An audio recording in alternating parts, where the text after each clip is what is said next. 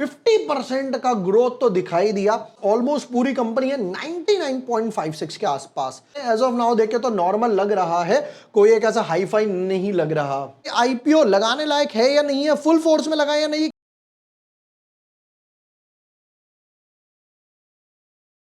जय हिंद। रिगाल रिसोर्सेज करके कंपनी है भाई, कंपनी किस सेक्टर से बिलोंग करती है, क्या ऐसा सेक्टर भी है जो आगे जाकर मुझे 2x 3x 5x गेन्स बनाकर देगा, क्या मतलब मैं इस आईपीओ में लॉन्ग टर्म गेन्स बना सकता हूं या लॉन्ग टर्म होल्ड कर सकता हूं या नहीं, फाइनेंशियल्स क्या बोलते हैं, पैट मार्जिन क्या है, क्या कोई पीयर कंपैरिजन लिस्टेड है भी या नहीं है, किन वैल्यूएशंस पे लेकर आए हो, सब देखने वाले हैं।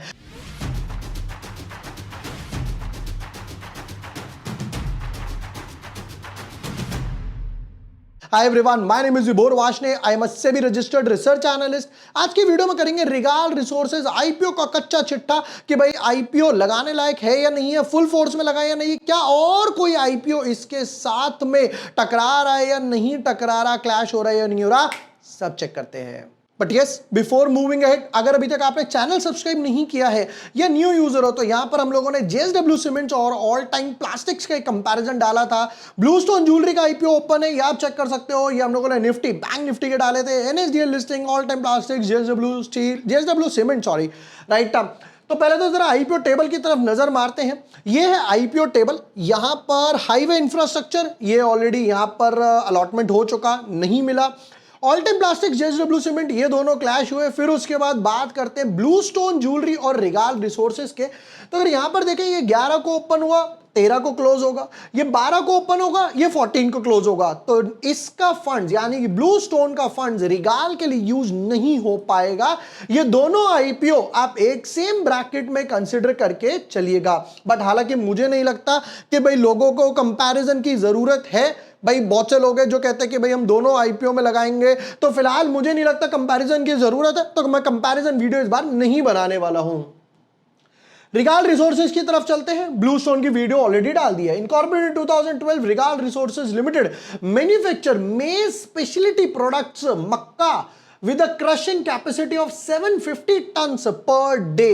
फिर उसके बाद कहते हैं क्या क्या बनाते हैं, मेज स्टार्च हो गया, को प्रोडक्ट्स हो गए, उसके बाद के फूड ग्रेड स्टार्चेस वगैरह हो गए, मेज फ्लोर, मक्के का आटा, icing sugar, custard powder, baking powder वगैरह। फिर उसके बाद बिहार में इनकी मैन्युफैक्चरिंग यूनिट लोकेटेड है, जिसका एरिया है 54 एकड़ के आसपास विद जीरो लिक्विड डिस्चार्ज। बाप रे, ये एक अच्छी बात है भैया, आप यहां पर भी शुड से एनवायरनमेंट को प्रोटेक्ट करते हुए चल रहे हो।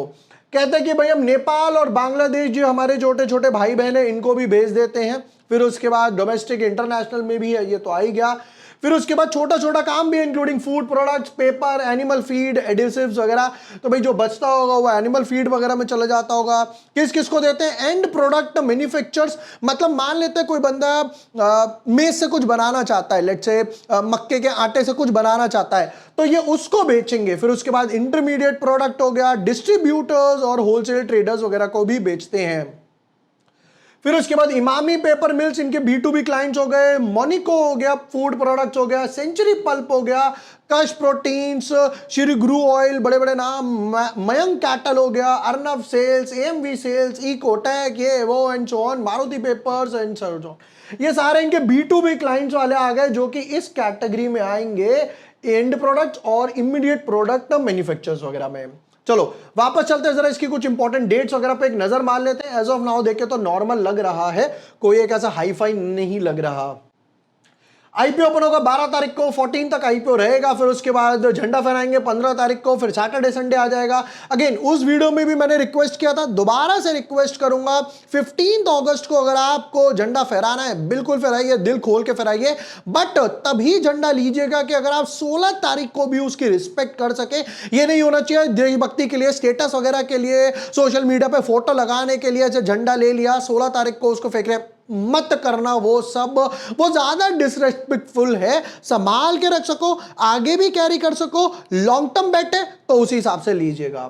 फिर उसके बाद 18 तारीख को अलॉटमेंट आएगी, 19 तारीख को रिफंड्स और शेयर्स, और 20 अगस्त को ये यहां पर लिस्ट होगा। बताओ भाई क्या प्राइस बैंड रखा है। कहते हैं 5 रुपए फेस वैल्यू है, एक बार स्प्लिट दिया यानी इशू प्राइस 96 to 102 है। अगर अप्लाई करेंगे तो 102 पे करेंगे। 144 शेयर्स का एक इन्होंने बंडल रखा है। अब आते हैं नेक्स्ट पार्ट पर, issue size, fresh issue.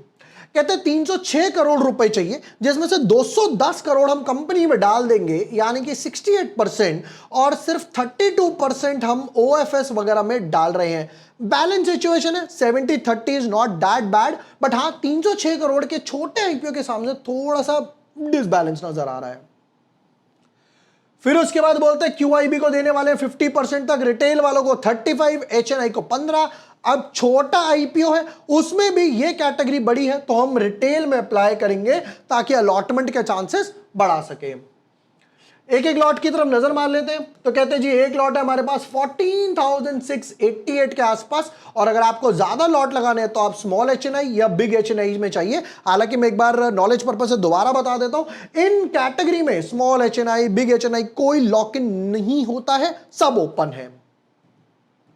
Next, तो कहते हैं जी ये आ गए हमारे promoters and promoters group, किशोरपुरिया, Karan किशोरपुरिया, BFL, जिनके पास ऑलमोस्ट पूरी कंपनी है 99.56 के आसपास। अब बताओ भाई कितना कमाया कितना गवाया।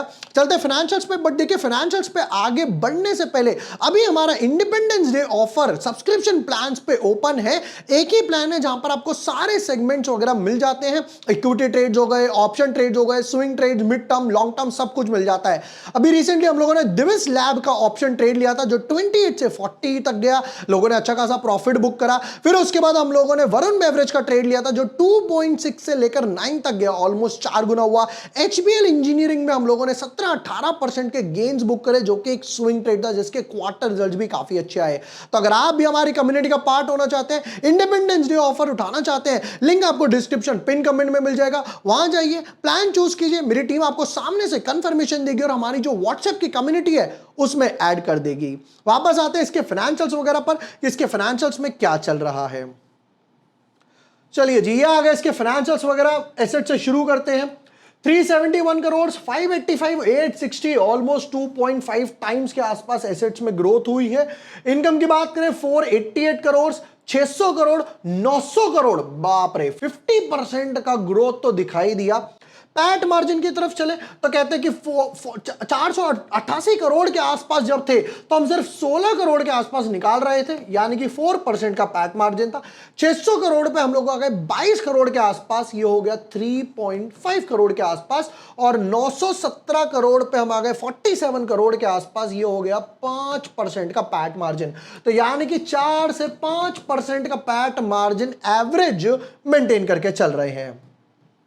अब देखो इबिटा और इसमें कितना फर्क है, ऑलमोस्ट एंड ऑलमोस्ट 1/3 का फर्क है। 112 करोड़ कमाए, बाकी कहां चला गया, इंटरेस्ट और टैक्सेस में। हाथ में कितना बचा, सिर्फ ऑलमोस्ट 50 करोड़।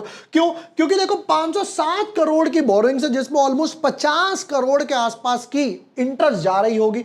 तो 112 में से 50 करोड़, बैलेंस बचा 62, 30% टैक्स बेच दिया तो बच गया 47 के आसपास। यानी कि बोरोइंग्स में थोड़ा सा कंपनी को काम करना पड़ेगा, क्योंकि बोरोइंग्स देखे 188 करोड़, 350 करोड़, 500 करोड़, तो जैसे जैसे एसेट्स बढ़ रहे हैं उस हिसाब से इनकी बोरोइंग्स भी बढ़ रही है। यहां पे 18 करोड़ पे कर रहे थे, यहां 35 करोड़, यहां 50 करोड़। बोरोइंग्स डेफिनेटली रिड्यूस कीजिए।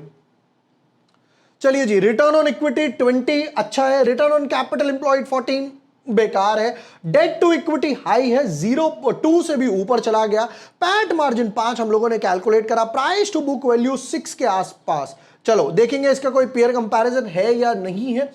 ईपीएस की बात करें तो पहले था 5.8, अब हो जाएगा 4.6, पी रेशियो हो जाएगा 22 के आसपास, थोड़ा सा हाई लग रहा है। देखते हैं भाई इसके पीयर कंपैरिजन कैसे हैं। यहां पर तो 22 का पी रेशियो था, वहां 6.18 के आसपास की प्राइस टू बुक वैल्यू थी।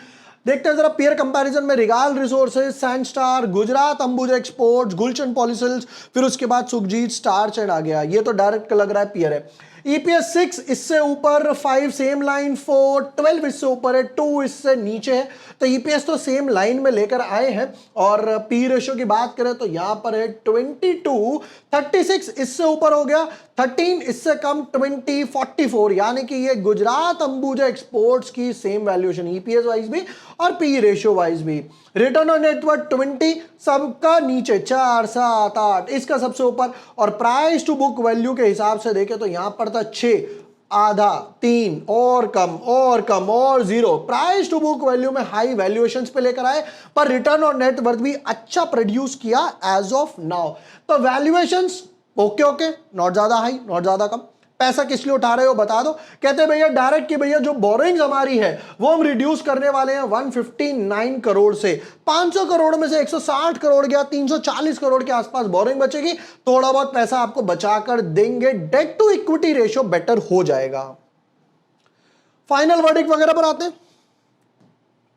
सेक्टर अच्छा है भाई, समझ आ रहा है कि भाई एसेट्स ग्रो कर रहे हैं बट बोरोइंग्स भी ग्रो कर रही हैं, रेवेन्यू ग्रो कर रहा है, पैट मार्जिन कंसिस्टेंट है 4 से 5% के आसपास। पूरी कंपनी अभी तक प्रमोटर के पास है। ओएफएस और फ्रेश इशू 70-30 एक बैलेंस अप्रोच नजर आ रही है। बट मोस्ट इंपॉर्टेंट सबसे अच्छी बात यह है कि इनके पास B2B क्लाइंट्स हैं, कि भाई जो इनको बैक टू बैक ऑर्डर्स देते रहते हैं। क्या भाई आप जो आप मेज फ्लोर बना रहे हो, कस्टर्ड पाउडर और ये सब बना रहे हो, वो अच्छी क्वालिटी का है तो मैं आपसे बाय कर लेता हूं, ये समझ आ रहा है। अब ओवर सब्सक्रिप्शन की बात करें और लिस्टिंग गेन की बात करें तो भाई ब्लू स्टोन एक बड़ा आईपीओ है, उसके सामने ये क्लैश हो रहा है। फिर भी मेरे हिसाब से ये 30-40 टाइम्स इजीली ओवर सब्सक्राइब हो जाना चाहिए, नंबर 1। नंबर 2, लिस्टिंग गेन की बात करूं तो 15 से 25% के आसपास लिस्टिंग गेन होने चाहिए। रिटर्न ऑन नेटवर्थ अच्छा है, but price to book value peer comparison में ज्यादा नजर आ रहा है। ईपीएस भी समझ आता है, पी रेशियो भी बैलेंस्ड एक अप्रोच नजर आ रही है, जिसकी वजह से यहां पर थोड़े बहुत गेन्स नजर आ रहे हैं। और आज तो मार्केट भी एक अच्छा खासा स्टेबल रहा है।